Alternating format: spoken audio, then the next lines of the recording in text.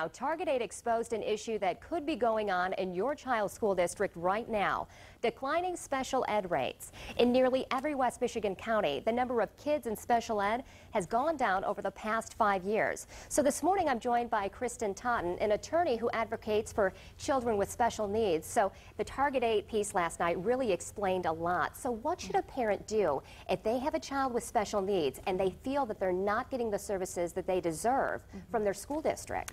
Well, that's a great question. The first thing they should do is put a request down in writing to have a child evaluated. And it has to be in writing. The school can ignore an oral request to have a child evaluated.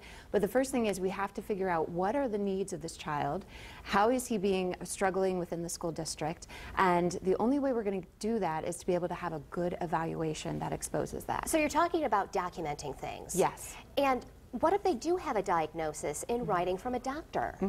Is that not good enough for a school district? It should be. Okay. It should be, but what they need to do then is there's the Michigan Administrative Rules for Special Education. They take that diagnosis and should be looking to see how is that diagnosis impacting that child's education.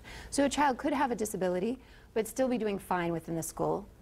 However, what I find a lot of times are clients coming to me with behavioral related issues of their child, and that behavior is looked at as choice behavior from the school district rather than disability related behavior. It's because if you look at the child, he looks normal. Sure. The little guy on the piece last night looked adorable and normal, but however there is stuff going on neurologically within him that causes him to need the special education support. So what do we have? What are our rights? What are parents' rights and their children's rights? Well, the main right is the right to a free, appropriate public education. And what is appropriate is determined upon that child's unique needs. So it takes a team, an IEP team, individualized education plan team, that once that evaluation is done, the team comes together, and the main members of that team are the parents, to bring that documentation from outside service providers that they've received, to then participate within that team meeting and be able to articulate what their child needs, and then strategize as a team as to what will help that child benefit from an education. How long should this all take? What's an acceptable timeline?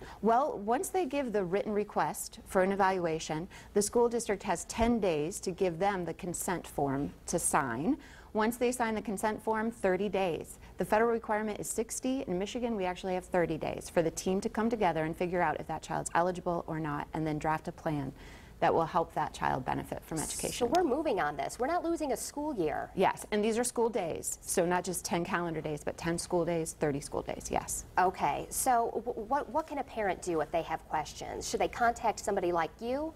I would encourage them to do that. I have a website, KristinTotten.com, and they can learn more there, but there's also Michigan Protection and Advocacy Services out in Lansing.